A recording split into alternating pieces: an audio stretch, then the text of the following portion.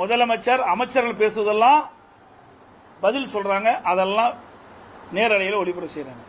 ஆனா எதிர்க்கட்சி பிரதான எதிர்க்கட்சி தலைவர் என்ற முறையில் நான் கேட்கின்ற கேள்விக்கு அந்த நேரடியாக ஒளிபரப்பு செய்தது. நான் பேசுறதை மட்டும் நேரலையில் ஒளிபரப்பு செஞ்சிருந்தான்.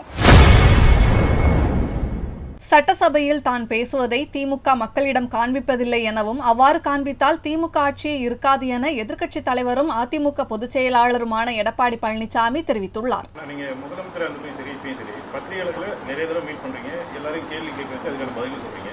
ஒரு சிஎம் அந்த அளவுக்கு அலோவ் பண்ண மாட்டேங்கிறார். 2-3 கேள்விக்கே ஒரு கோபமா பேசிட்டு போயிட்டாரு. விமர்சனங்களை எதிர்கொள்ள தயங்குறாரா, பயப்படுறாரு? இதை அருமையான கேள்வி கேட்டீங்க. சட்டமன்றம் நடக்குது. இவருடைய தேர்தல் அறிக்கையில் திரு ஸ்டாலினை வெளியிட்டார். திராவிட முன்னேற்ற கழகம் ஆட்சிக்கு வந்த பிறகு சட்டமன்ற நிகழ்ச்சிகளை நேர் அலையில் ஒளிபரப்பு செய்யப்படும் சொன்னார்.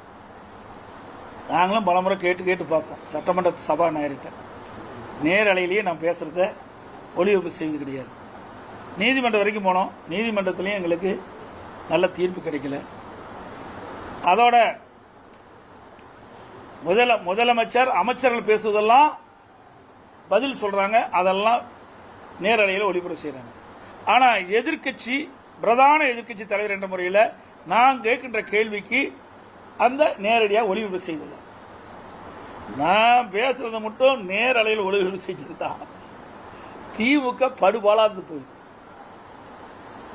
அந்த அளவுக்கு நான் சட்டமன்றத்தில் மக்களுடைய பிரச்சனையை எடுத்து வைக்கிறேன். அதையெல்லாம் நேரலையில் காட்டுவதே கிடையாது.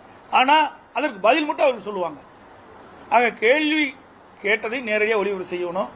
நேரலையில் பதிலும் நேரலையில் ஒளிபரப்பு செஞ்சாதான் மக்கள் புரிந்து கொள்ள முடியும்.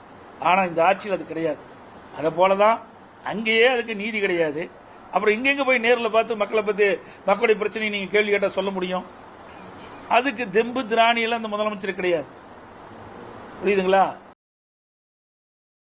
செய்திகளை உள்ளது உள்ளபடி தெரிந்து கொள்ள ரெஃப்ளெக்ட் நியூஸை சப்ஸ்கிரைப் பண்ணுங்க.